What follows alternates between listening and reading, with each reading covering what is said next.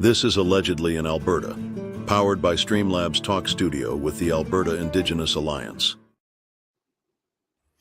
How's it going? It's Darrin Thompson, NJ. We're back with you. It is AIA After Hours, allegedly in Alberta After Hours, having a conversation in the green room and decided, hey, this should be out there. We should be talking about this. Welcome to join us. We're live on Facebook with the After Hours, and we'll see how quickly they shut us down. But always live again on YouTube. And NJ, we were having the conversation. Lots of things to discuss. We had a great conversation with Henry. We'll go over that at a later time. But the conversation that keeps coming up, it is the separatism. It is the Forever Canadian campaign. It is all these different things that we are seeing here in central Alberta. Oh yeah, definitely. That's the biggest part, though. You know, like here in, like when I went to the powwow with my wife and my twins, the person they talked about, because actually I was taking care of my kids, but my friend John was like, "Hey, listen." I was like, "Okay." So I listened. They were talking. The MC was talking about the fact that no, we don't want to separate. And we find it abhorrent that the UCP is just pushing this all through as fast as they can. Yeah. And no. So, you know, it's honestly, brother, it's appalling. Honestly. You know? We're trying to figure out how to work with who are they again? Forever Canadian? Yes. Yeah. But the thing is, like we were talking about earlier, is they don't really understand that Indigenous people need to be addressed as well. I don't see that happening with what they're doing with their petition. And if they do understand, it's not in the public eye. I mean, I'm not going to put words in their mouths about what they do or don't understand. I know Thomas Akasik, when he does the media tour, he talks about how First Nations is very important, but it's not in the documents. You go to the website, it's not listed there. Like be an aside, be something in regards to why are we talking about this separation not working in Alberta? Well, number one, the First Nations and the Indigenous Sovereignty supersedes the separatism. So before Alberta created, there were treaties signed with the Crown, which in Canada, the representation is the Prime Minister and the Governor General. And to a bigger extent, that would be the royal family and King Charles and their group. I know that Charles is not a huge, well, I mean, Elizabeth wasn't either, but neither one of them want to be involved in politics. They want to be here for the PR and get paid to come visit Canada and be there for the throne speech and all that other stuff. All the pomp and circumstance the royals still want, but they don't want to get down to the brass tacks or the nitty gritty or whatever term you want to use in regards to actual changes or actual protections of citizens in this country or in this province. Well, the thing too, like I've noticed too, like there's not a lot of talking about indigenous issues at all. Like when it comes to Daniel Smith pushing the rhetoric of separatism, there's nothing. And like even with like, yes, I support the fact that Alberta will stay in Canada because we are Canadians, because this is our country, right? But there's nothing about Indigenous people at all. Like nothing about Indigenous sovereignty.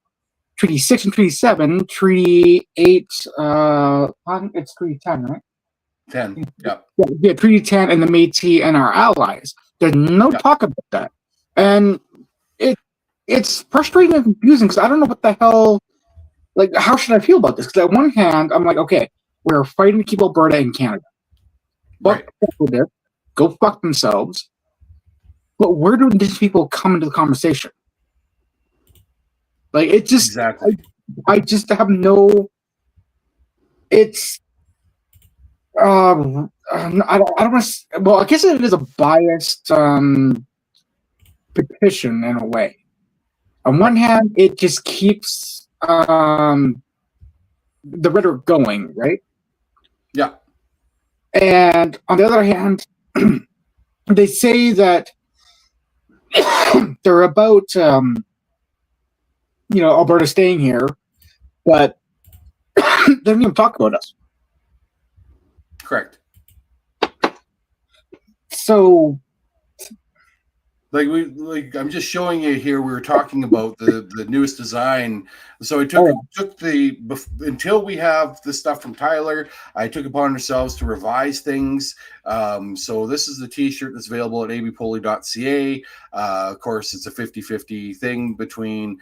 We say that it's all proceeds go to the Alberta Indigenous Alliance, but we know that alliance is between 50-50 between our groups. But point being is the fact that in the new design, as you can see on the left, it says Alberta, but it is all the treaty map. It has been separated into the treaty map. So you've got your treaties 6 and 7 down here, and 6 has got the allegedly an Alberta logo because we are on Treaty 6 land. You are bordering Treaty 6, Treaty 7.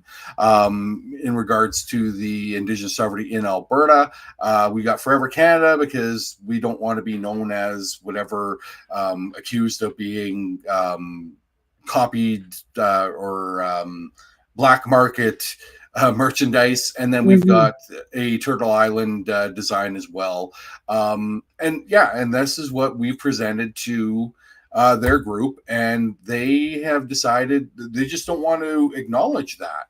And I'm going, okay, so what are you doing for the Indigenous people? What are you doing you talk about a really good game about First Nations being important, but where are you showing it?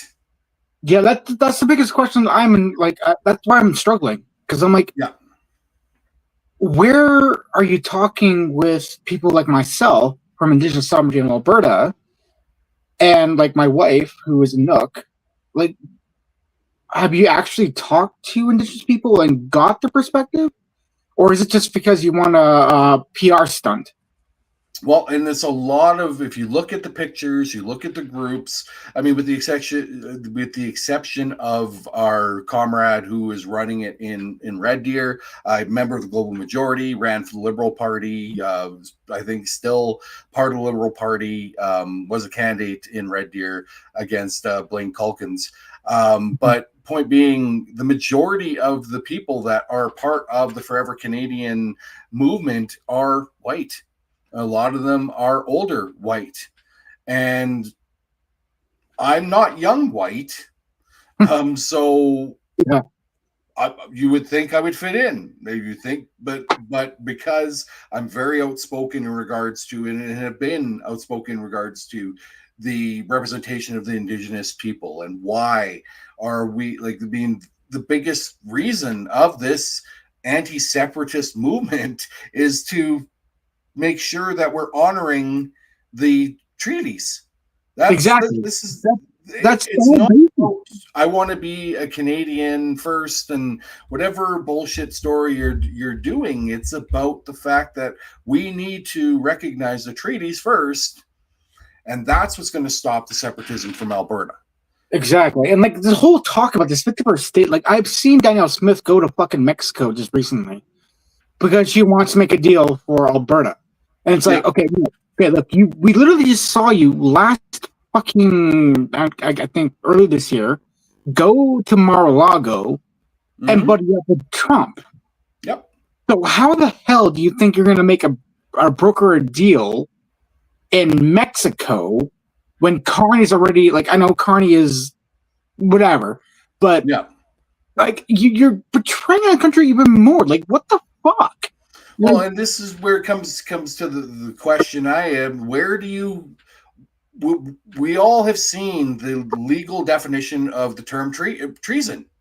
Like, who's treasonous? Who's been the Benedict Arnold of Canada. Like if people are looking at the Benedict Arnold was the traitor to the United States. That's what the term came from. How is this woman still got a passport?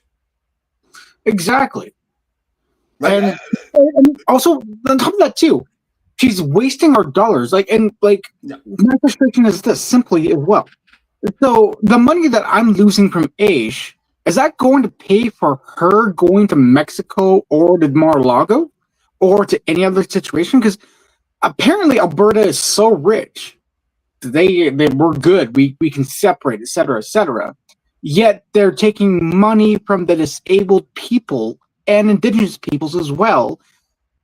Why? Because and the apparently healthcare system. yeah, and teachers as well. Teachers, health. What's that? Because they don't care. Yeah. Well, my mom just said they don't care. Just don't give a shit. And that's the so that comes to the struggle I have is we've had these conversations before, the difference between kind and nice. Mhm. So we have an opposition in Alberta with the NDP that are nice. Mhm. Very, very nice. They're nice to you, they're nice to me, they're nice to this person, they're nice to that person. But deep down, where's the kindness factor from them? Because no one with kindness, with true morality or integrity, would sit here and fucking just do the political game when your fellow citizens are dying on your watch. Yep, and it's happening right now. Like I've seen that people who have had their ACE reduced, they're homeless now. They're starving.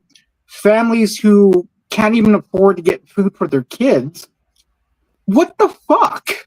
Like, are you fucking kidding me? So yeah, okay, look, you look good doing a pancake fucking flip, or you're going like, I support LGBTQ, or I support Indigenous, I support this, I support that, and they say it, but then when it comes down to brass tacks, they don't fucking do a goddamn fucking anything. No, there's nothing. And that, I mean, you're seeing the same shit in the United States. I mean, this is why I had no use for Joe Biden. I mean, number one, he's a fucking criminal. Like he's just a different kind of criminal than the monster that's in power right now. And that's what people need to understand. That, and we said it on the show earlier. I said it on the show earlier, is it's all black hat. I mean, other than Alberta, we're white hats, but the white hats are evil. The white hats are the villain. Like, you don't have a good guy and a bad guy anymore. You've got a bad guy, really, really, really shitty bad guy, and a not so bad guy. It's not a good guy. Could be a good guy, but really isn't doing anything really to be considered good. But they're not as shitty as this person. Yeah. So we should support them. And I'm going, but that doesn't make any sense. Like, it's like, use the analogy. Do you want to be killed by a boot on your throat or a running shoe? Both are still going to kill you, but one's going to kill you looking prettier. Yeah. Well, even when it comes to the whole thing, like, I'm going to bring it up because I know to me, it's very sensitive. But MMIW, here in Alberta, there's a lot more killings than people realize. Yeah. And it's because of white separatist rhetoric. It's because of these right-wing people who think that because they're white and they're born in Alberta, born in Canada, that they own everything. Yet they don't realize that, no, you are an immigrant. You came from Britain. You came from Europe. You came from all these places. Just because you're pale-skinned and you're white and everything like that, this isn't your fucking land. No. Like, it's not cut and white. It's simply, this is Indigenous land. We have suffered for hundreds of years under this government, under Canada, and we're still getting killed to this day. Mm-hmm. Like, that's one thing I just want to make very fucking clear. We're still being killed. Like, I survived being kidnapped by a white man. I almost lost my life. Thankfully, I was aware enough to know that I knew where I was living because it was Wetaskiwin and Pigeon Lake. Okay. Out there. I was aware enough to know that this is my territory. I know where I live. I know where my mom is. I told the guy because he kept telling me, "Oh, go back to sleep. Go back to sleep. Don't worry about it." I'm like, "You're going the wrong way. I know we're going to the west, not going back east to Wetaskiwin." And he kept telling me, "Oh no, don't worry about it. Don't worry." And he had a shiny, nice car. You know, your typical looking like average everyday white Canadian. And I was like, "If you don't pull over right now, I'm going to call my mom. She's going to meet up with you. I'll call my sister. We'll hunt you down. So turn the fuck around to be back to Wetaskiwin." He's like, "Oh shit, I'm so sorry. Okay, we're turning around right now." And so I've never trusted white. No offense to you, obviously, and any other people who listen to this podcast. We have a complicated relationship, and it's the fact that the trust circle is very, very small, and it has to be because of our past experiences of trauma and being used and being disrespected and all those sort of things. So we have basically like a blood brother pinky swear sort of trust between the two of us. But it's because of the fact that you can see it's legit. It's not just I'm not telling my story because it's real. It's happening to this day right now. And when it comes to this UCP trying to separate, it brings in the question of Indigenous sovereignty, because who's going to protect us? Like, yes, we hate the RCMP. We hate them to our bitter bones because we know they've taken our children way back in the day to put them in residential schools. They've shot us. They killed us. They've let us in Starlight tours and whatnot. So forgive me as an Indigenous man to be doubtful. Like, is it for white Canadians only, or is it for Indigenous people so that we have a chance to fucking survive and live a normal fucking life? Well, it's the story that is given, right? And what we're learning is it's got nothing to do with education. It's got nothing to do with political valor. It's got nothing to do with honor. It's who tells the best story. And right now in Alberta, the majority of the words are coming from the separatist movement. They're the loudest. They're following the Trump playbook. Be the loudest. Doesn't matter if you're spewing lies and bullshit. As long as you're loud, people have to listen to you. And we have a provincial government that is fucking in their pocket. And like, I don't understand how we can have an Alberta Prosperity Project be doing open houses and town halls or whatever today, like they're showing in Edmonton or whatever, and comparing it to the Forever Canadian movement, and a Alberta Next movement that's supposed to be town halls and whatever. There's the same fucking message. Like, how can you have a message from the provincial government and the separatist movement that's the same? How can you say that we're just here to get the people's opinions when you're just spewing the same propaganda bullshit that this group is? Why are people not fucking calling out the collusion? Same reason why they're not calling out her being a separatist traitor to Canada is the fact that someone would have to be accountable. And right now in this country, we have no accountability. There's no accountability. There's no accountability in just proof in the fact that 5 individuals who brutally sexually assaulted a young lady while they were members of Team Canada's hockey team were all found not guilty, or the case was thrown out. None of them faced jail time. None of them faced time for abuse. We've got Diddy love bullshit getting off. You've got the fucking king of the Cheetos, who's 45, 47 president, who's got how many convictions and how many charges of sexual abuse and racketeering and all this other shit. And then you have the fucking disaster that is the Epstein trial, that he mysteriously died under suicide watch.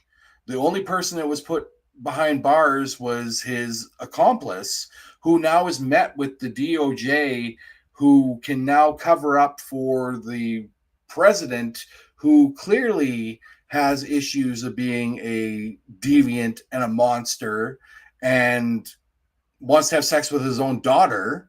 Like, this is how deviant society is. And we don't see that being wrong. We had a fucking guy here in central Alberta that was just charged with fucking multiple counts of pornography, child porn, and sexual exploitation of a minor. And their friends on Facebook are anti-pedophile and anti any abuse or whatever, but they're still Facebook friends with this motherfucker. How do we have a society where this piece of shit can come and just because the fact that they name him and out him, the RCMP and the police say, oh, be on the lookout for this person, or he's a person of interest or whatever, you think that that's protecting the kids? Like, fuck, our society is so fucked. And we have a premier here who, like you said, is on the public dime in Mexico, who was on the public dime in fucking Qatar, and on the public dime in the fucking Mar-a-Lago licking the boot of Trump with that other piece of shit, Kevin O'Leary, as they're trying to steal Indigenous land in the Grand Prairie area to build an AI center, knowing that it's going to take this many liters of fucking water to run it. But if we've got a corrupt government, we can just sign off on it. It's all good. Everything's good. Alberta's great. Alberta's growing. It's all amazing. It's all the same Trump bullshit. But these fucking people here are either complacent to it or they're compliant. And you've got the people that are the separatists that are compliant to it, who claim that and we both said neither one of us are big fans of Mark Carney. And think he's a banker and whatever. They don't want Carney's leadership. They didn't want Trudeau. They don't want a dictator, but they support Danielle Smith. What the fuck? If that's not a dictator, I don't know what is. Yeah, like, I don't know. No questions asked by the media. You get one question. There you go. Nope, we're not going to answer that. We've already answered that. You're and just gaslight after gaslight after gaslight, and just the smug look on her face, and just smarmy, and just despicable, and just fucking the province over left, right, and center. And you're just, oh, we support her. She's great. She's does whatever. Why do you support her? Because you want to use the R word openly. You want to use the N word openly. You want to use the I word openly. You just want to say all the Brocket 99 fucking jokes that were so popular in the 1990s by the two racist fucking white guys in the Wetaskiwin area that did the fucking jokes. You want to be able to tell those Indigenous jokes again. You want to talk about why did the Indigenous cross the road to sleep in the other ditch? You want those fucking awful, dehumanizing fucking jokes to come to light. Yeah. We got here. Brother, what I want to say is that's why I'm fighting so hard for my people right now. That's why I created the group. Like, I heard from my people. That's like exactly what you're saying is that's why I'm fighting back. Because I'm like, I'm sick and tired of hearing this and nobody says anything. Nobody says anything. My elders have come forward and said, AJ, can you please, like, what can you do? And I'm like, you know what? I'm not going to be quiet. I'm not going to sit there and just take it. Fuck this. And so that's what I did. That's why I created the group for that exact reason. Because they get away with it. Everybody gets away with it. Like the government, the Department of Justice here in Alberta, the criminal courts, workers, like health workers, people who should be taking care of people. They get away with this because all they see is an Indian. And yeah, I can say the word because I'm Indigenous. But all they see is an Indian. If I'm saying that, it's a guy from India. But anyway, yes, exactly. Yeah. But that's what they see. They don't care about us. So, like, when I go to the hospital and like with my heart condition going on right now, it's like, oh, you're just here for drugs. You're just here just to get high. And I'm going like, I'm in pain. Can I please have some help, please? Like, see me as a human being. 9 times out of 10, I shit you not. The healthcare people are just like, oh, you have tattoos. You look like a gang member. Nah, we'll get to you in time. I'm going like, I need help. Like when I got my ulcers, Yeah. they gave me fucking morphine, and I'm like, I don't want that because I'm like, I know what that's gonna look like. It's like, oh, we'll give you morphine. I see you're hooked, and then now you're a drug addict, and then when you come back in for more pain, oh no, you're just looking for more morphine. It's like, help me, please. Like, shut the fuck up. I'm a human being. I have a heartbeat. Darrin, you have a heartbeat, right? Mm-hmm. Do you bleed red? I bleed red. Do you eat food? I eat food. Do you drink water? I drink water. We are no different. And I think that's why people are just horrible when it comes to that. And when it comes down to the whole thing about this whole separatism thing, dudes, they don't see us as humans. They don't care. Even though they shit, they piss, they bleed, they eat, and they drink water. We do the same goddamn thing. So why the fuck are we less? And here in Alberta, this is our land. We're losing our people, but they don't see us as people. No. I would honestly sit there and talk to Daniel so I can be like, do you shit? Do you piss? Do you eat food? Do you drink fluids? Do you bleed red? If she says yes, then why the fuck are my people being ignored? And why the fuck are you treating us like pieces of shit? Yeah. And I've talked to any white supremacist person either too. Do you shit? Because I hope to God you fucking shit, because it's going to back up in your stomach. But you're a fucking human being, and I will treat you with respect because you are a human being. And here in Alberta, it is horrendously to see just how horribly they treat us. That's the basis. They treat us like my grandpa was in a hospital because he had a heart issue and he had a epileptic seizure. I went in there wearing my uniform. They didn't give him a goddamn pillow. They didn't care. So I had to walk up to the staff and say, give him a goddamn fucking pillow right now. And the one head nurse, she was white, like white as fuck. She's like, well, I need to know his name. I'm like, he's my papa. He's my grandpa, my Muslim. Well, I need his name. Like, I don't call him by his name. His name is Muslim. He's my Muslim. Well, I need his name. The other nurse, thankfully, was like, oh, hey, yeah, I'll get you a pillow right now. And I'm like, thank you.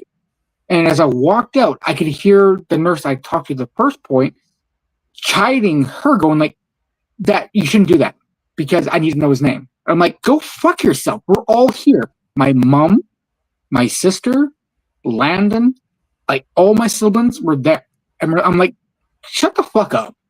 And she was like, yeah, no, I don't care. And she went and got a pillow for him. I'm like, thank you. She's like, anything you need, talk to me. I'm like, see, that's where humanity actually succeeds. No. You don't look at skin color. You don't care what the hell's going on. And even if somebody's struggling, help them. Yeah. So that's what's missing is the help, right? It's the like, we are two guys that have fucking did everything with everything on our backs, right? So us asking for help is a fucking that's like pulling a tooth. It does not go well. We're not we were taught not to fucking ask for help. We were taught to pull ourselves up. We were taught to not cry. We were taught to fucking all this bullshit whitewashed fucking history that we were taught, that we're learning every day, that it was just fucking history. It was fucking it was colonization. It was fucking chauvinism, whatever, that they still want. Like when people say we want to go back to the olden days were about fucking you not having rights, or the women not having rights, and white men running the world. White men still run the fucking world. The only difference is some people are kept in check. What you don't want is people kept in check. You want fucking chaos. You want your own fucking society. And this whole thing of, we want our own white race. And I'm going, there's no such thing as a white race, because white isn't a race. Sorry, you that thing. Oh, you're a white racist. Fuck, that doesn't exist, dude. You can't be racist to a white person because white's not a race. And if we want to really piss people off, if you go to the history of fucking human beings, we all started in Africa. Mm-hmm. Every one of us originated in Africa. And so every one of us has some pigmentation of African descent. And I'm not going to say, hey, I'm African, I'm a white guy, fucking give me rights because I'm African. No, it's to say that, fuck, like you said, we all bleed. We all bleed red. I mean, some people I question if they bleed red, and fucking like demons that bleed green. I don't know, bleed gold, whatever poison. That's where I humanize people as best I can. Like even people that I hate, who are like right wing with stuff like that. I do one simple thing. This is something I hope that our followers on our live right here right now will understand is we all need to eat. And so when it comes to de-escalating a conflict or de-escalating a fight or anything like that, it's simply I sit down and make a meal. And I have the person sit down and I talk to them and go, are you hungry? Now, they may spit in my face or spit in the food and be like, fuck you, but it's like, okay, well, end of the day, you need to eat. Just like me. I need to eat some food. Like with our earlier our live stream there, that's what I was eating. Because I was like, I'm a human being. I still need to eat. Yep. And if I can get somebody to sit down and just eat and drink some stuff, then I think I've broken through. Because you're human, I'm human. Just because you may be, pardon me again, just because you're white doesn't mean shit. Yeah. You still need to survive and live. And I'd rather see you live and have food because that's the compassion part of my heart. And I think that's what we've all forgotten these days is because we're always hating each other. We're always fighting. And it just doesn't make any sense. Like for example, like if I was like, hey, Darren, tomorrow let's go for lunch.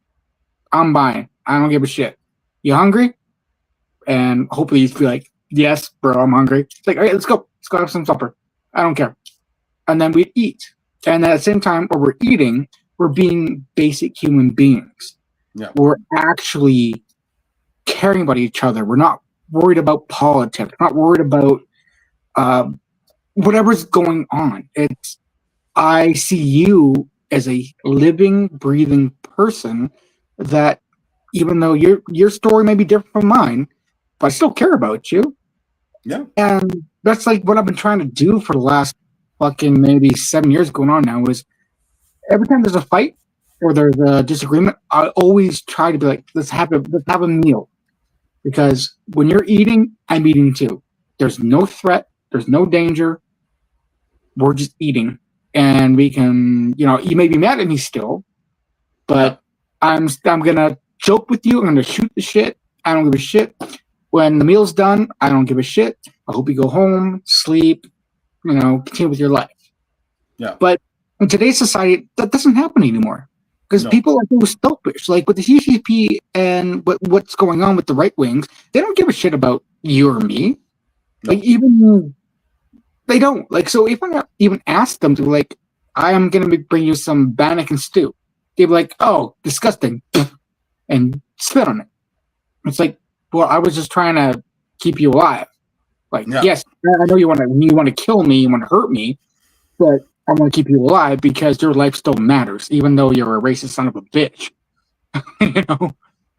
And that's just kind of where I'm at right now is I'm just frustrated because I'm seeing all this disgusting behaviors, and I'm like, when are people going to start looking at each other like that? Like, when can we sit down and share a fucking goddamn fucking meal? It's so simple. And that's what we have to work towards. And I mean, that's why we went a little overtime tonight, is the fact that we just have to get some of that stuff out.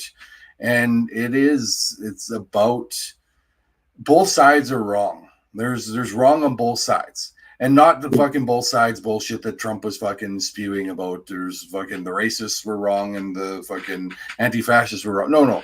But it's like your behavior, like escalating more anger or more, and I'm guilty of it. Fuck.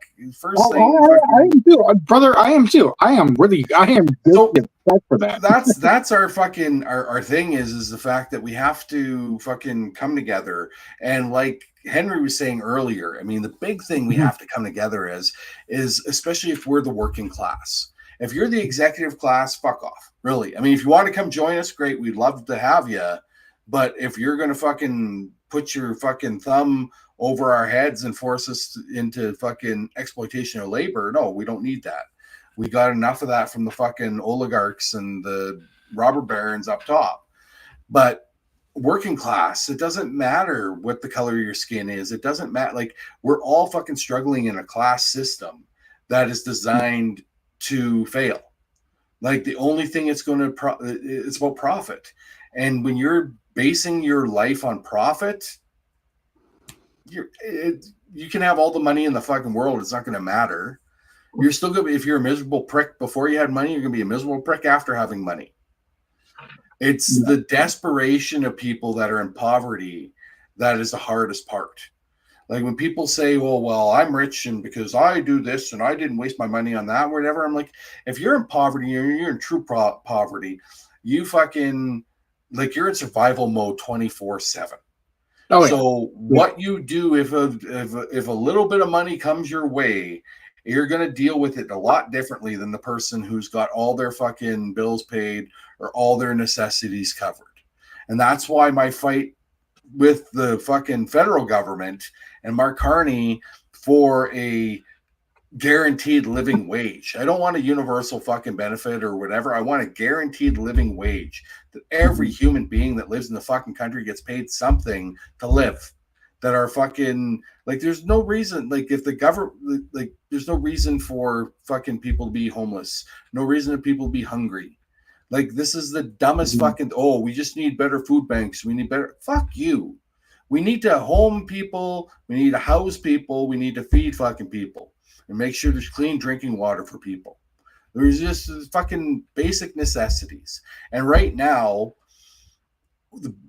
one of the biggest issues I have when it comes to necessity, especially if you're like on AIA or you're struggling in poverty or whatever, is the fact that high-speed internet is a fucking necessity. You can't do anything without high-speed internet these days. So don't tell me, internet's a luxury. Well, they tell the fucking 18 companies that I applied for online that they have to leave a door open for me so I can fucking come because you're not going to pay for my internet. Because it's a luxury. We shouldn't have internet. But everything in our system is fucking online. So how is internet a luxury? How do we sit here and still have the same checks and balances like the 1980s, 1990s in 2025?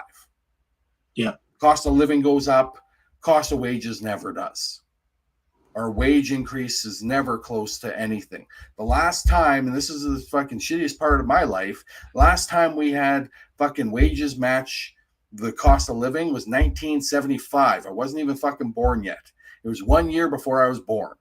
And they say the best year, the last year that was actually good in society was 1978, where I was 2. That's it. It was the last time that our system paid enough that one person, single family income, could fucking afford groceries, mortgage, that white picket fence, that whole fucking American dream, Canadian dream that we were sold. It was 1978. Oh, sorry.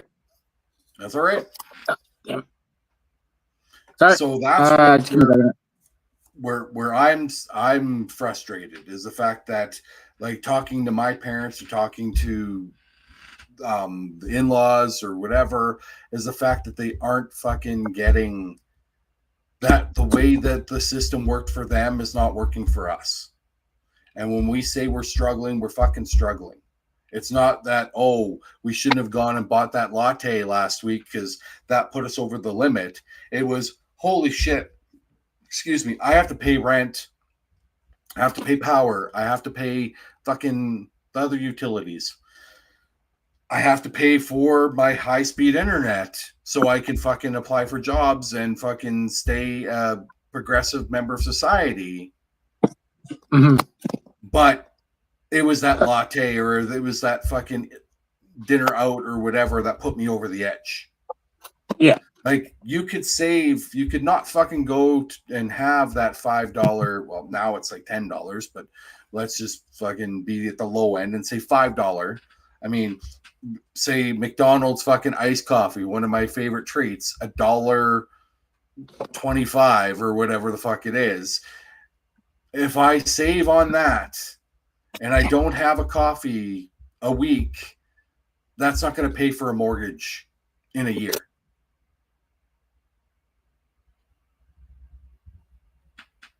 AJ's having some technical. Yep, my bad. Sorry. That's okay. Flipped upside down. No, it just freaking collapsed. Give me a second here. I'm trying to figure out how to get back on there. Let's see here. We will hide you for now and bring you back up when things are going. We're going to wrap it up shortly anyway, though. We're going 40 minutes. And yeah, I'm sweating and rest is needed. But yeah, we're back up. Yeah. Okay, let's see here. I don't know. Your audio is good. We're gonna wrap up in like 5 minutes anyway, because it's getting late and dog does not wait for me. 5:30 in the morning is 5:30 in the morning. It doesn't matter what time I go to bed.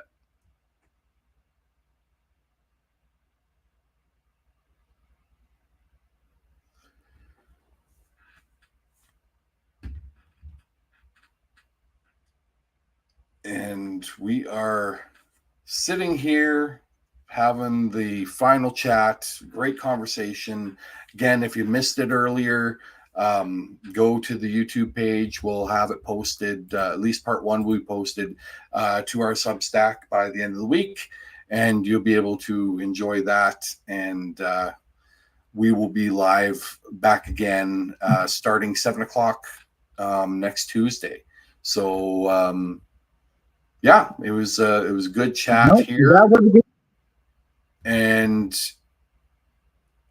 you're still there, AJ. It's all good, and we're gonna wrap her up here. Technical difficulties just telling us that probably time to wrap it up. Anyway, thanks for joining us on the after hours, and again, check the live stream and the recorded show later on. Gonna kick you back up here. We're just wrapping up. Yep. And yeah, so we're telling people join us next week. We'll have hopefully another guest from one of our alliances to have conversation. And I think we're going to look at the separatism. Is that the focus next week? I believe it is, yeah. Okay. So we'll focus more on the separatism and more on, of course, we'll have the updates on Indigenous sovereignty here in Alberta, and hopefully provide a bigger update on where the Forever Canadian thing is, because it's important. And if it's in your area, go and sign. It doesn't take anything. All you have to do is be a current eligible voter in Alberta, and it's 237. I would say 250,000 signatures is going to be needed by October 31st. So hopefully we can get them there. And yeah, we're going to we'll be talking next week, but then we'll start ramping up on stuff in the fall, which is coming like in a couple weeks, and we will be in solidarity with all those that are facing employment and work stoppages or work issues in regards to our public sector. Sounds good. All right, NJ, have yourself a great evening. We'll chat again soon. You as well. And everyone, have yourselves a great week. We will see you again Tuesday. Perfect.